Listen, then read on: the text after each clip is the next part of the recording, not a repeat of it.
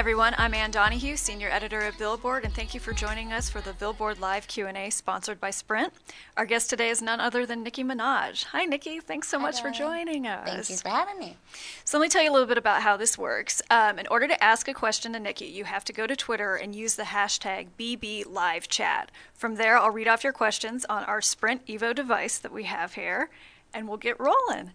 So, Nicki, you've had quite a week. Tell me a little bit about your new album that you announced that's coming out this week. The new album, Pink Friday, is coming out November 23rd of this year.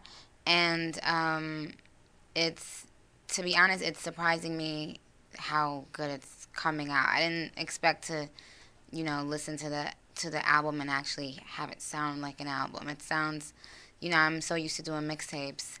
And now I feel like, whoa, this is actually a competitor in the real world, Are you close to being done, do you think? How much more work do you have to do?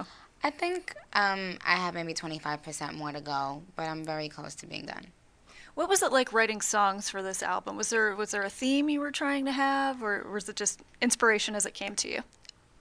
At first, I just wanted to just be creative. So I just would listen to beats and, that always helps, and whatever emotion the beat ignites, then that's what I write.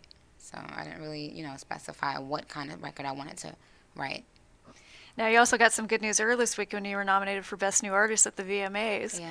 How did you get the phone call in the morning? Was it the typical nominee? Yeah, it was like an email when I woke up, and they were like, people were saying congratulations, and I was like, for what? And they were like, VMA nomination. I was like, interesting. I definitely didn't expect that. But of course, it's amazing. What do you think your chances are? That I'm going to win. I'm definitely going to win. That's what you have to say. Thanks. Yeah, I don't know. So let me get some of the questions from folks on Twitter. Okay. You have over 1 million Twitter followers, so I have to say people were very eager and they started submitting questions a couple days ago. So this comes from Team Minaj Canada, and she wants to ask Nicki if she has any rituals before writing a hit song such as Your Love. Team Minaj Canada. Rituals, the only thing that I would consider a bit ritualistic is I like to write early in the morning when no one's up.